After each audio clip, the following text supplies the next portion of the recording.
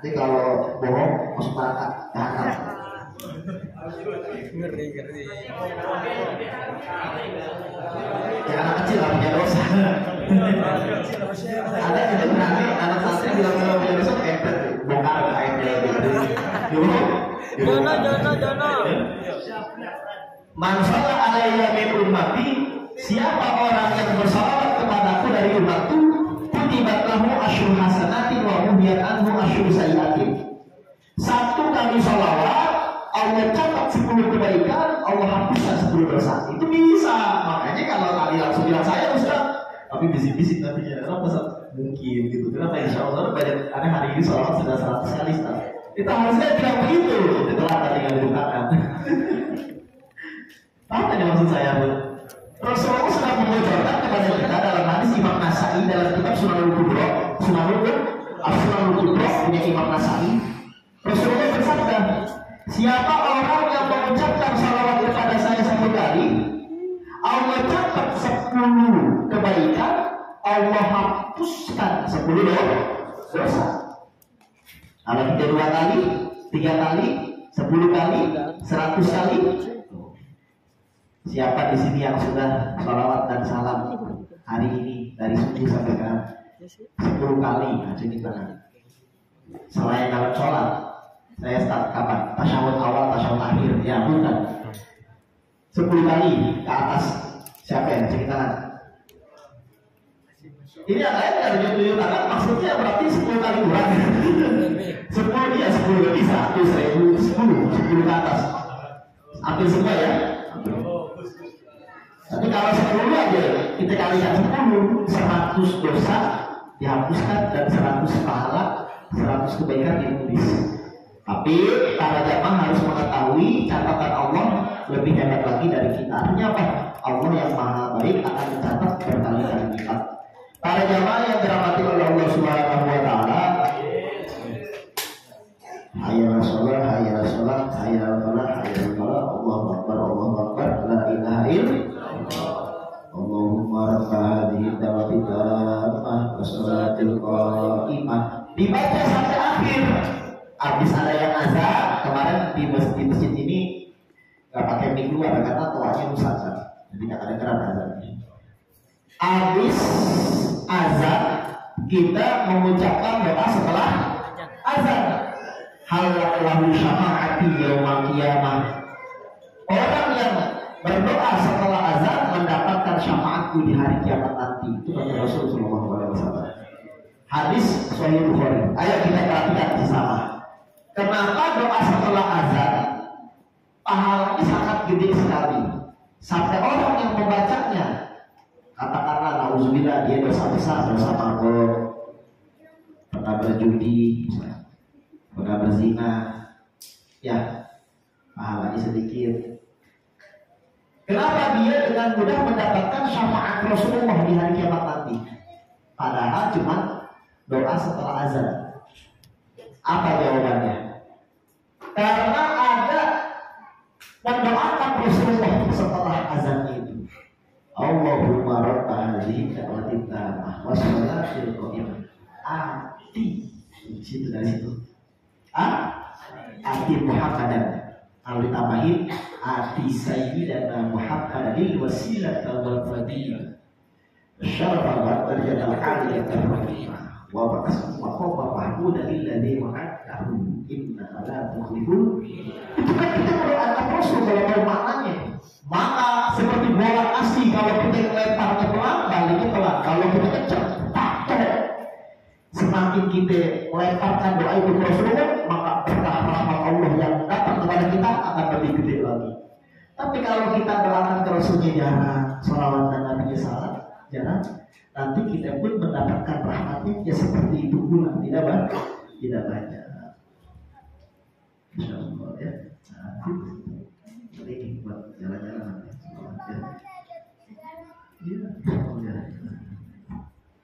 Paham para jemaah?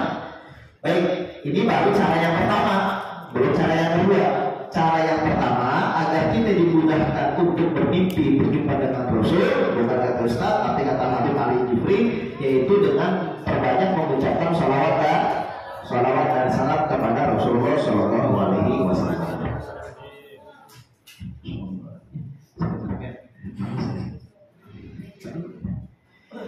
Kemudian masih ingat tidak materi kita yang tahun lalu, yaitu kalau pengen besar pahala salawat dan salamnya, jangan hanya diucapkan, tetapi ditulis di kertas, di buku.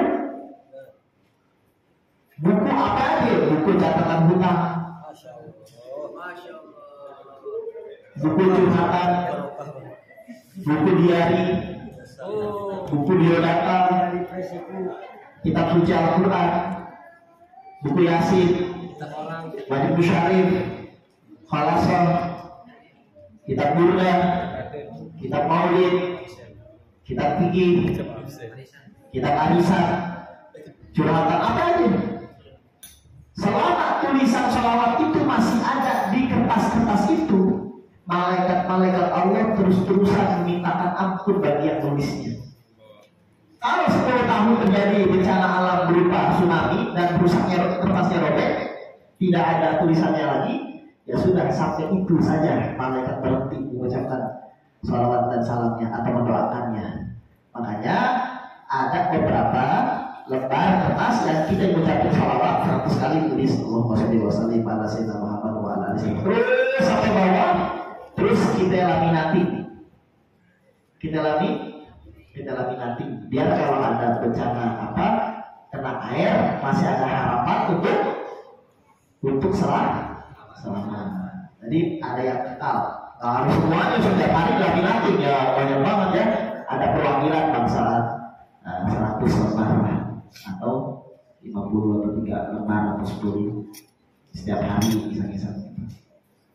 Terus di print, dilaminatin, jangan di copy paste, jangan tulisan tangan, pakai harakat boleh nggak pakai harakat boleh. Itu kata Rasul Shallallahu Alaihi Wasallam. Dalam hadis Imam Tabrani, Rasulullah bersabda, "Man shalla alayya fi kitabil." Siapa orang yang bersalawat kepada saya di kitab, tulis maksud.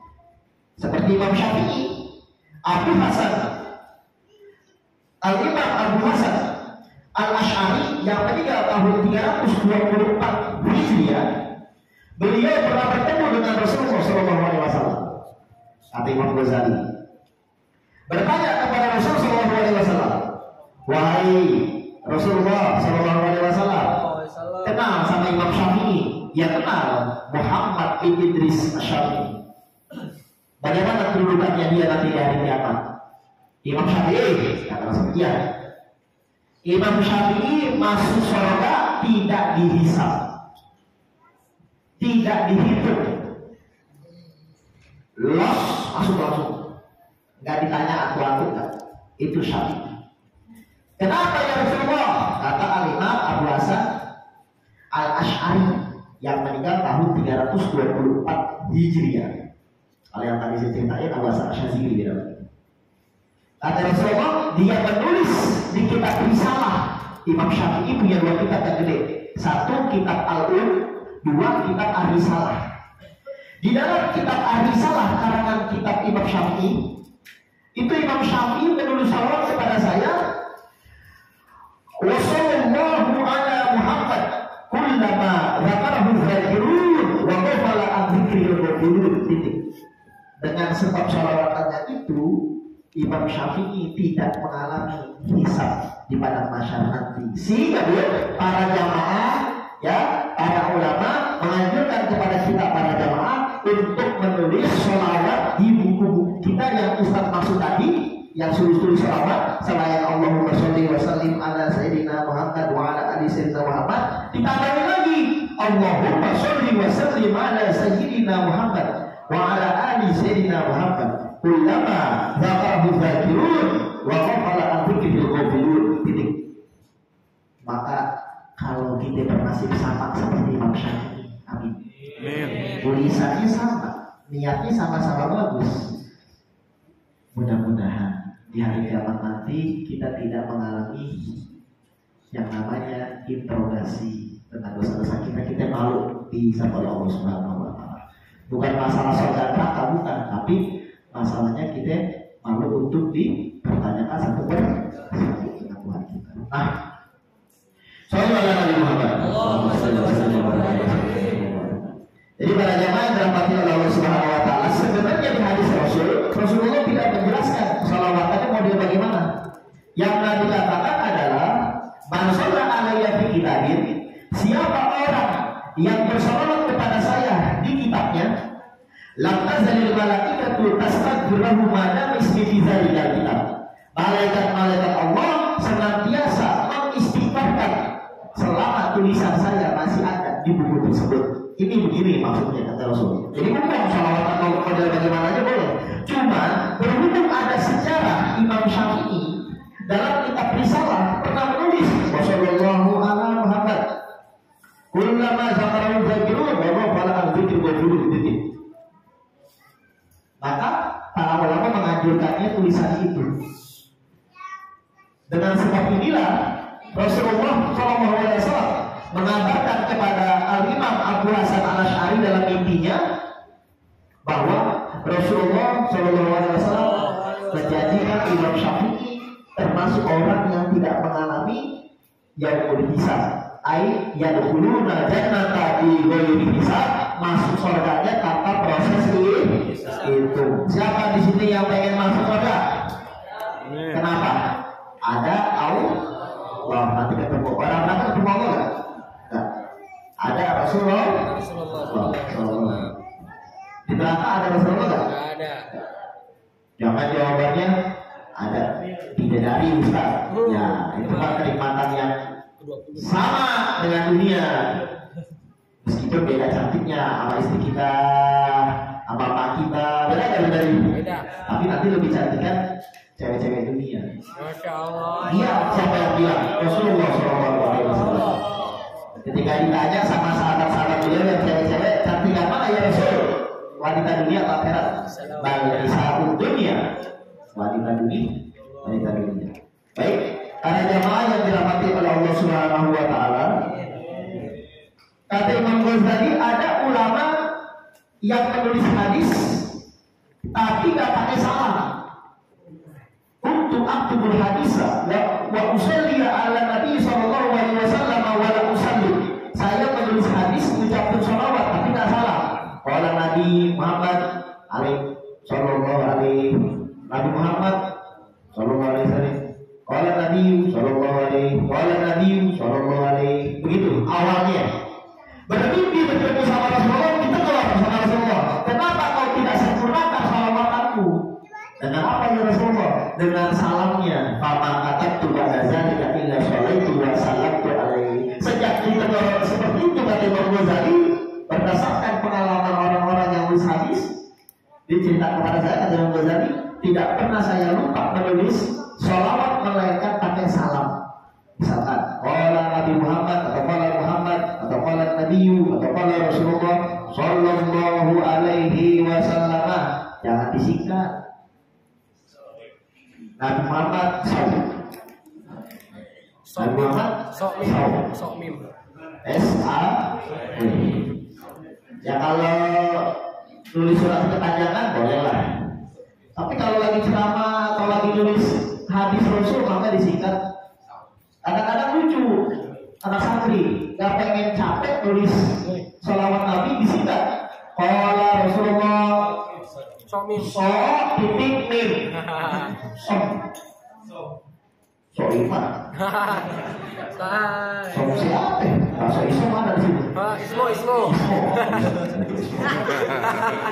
Bahasa Ismo. Rasulullah enggak. Rasulullah sallallahu alaihi wasallam. Kenapa kita agak malas di sini? Padahal kan cuma sedikit. Sallallahu alaihi wasallam. Kenapa disingkat sokim? Ya, jangan disingkat. Pada jamaah yang dirahmati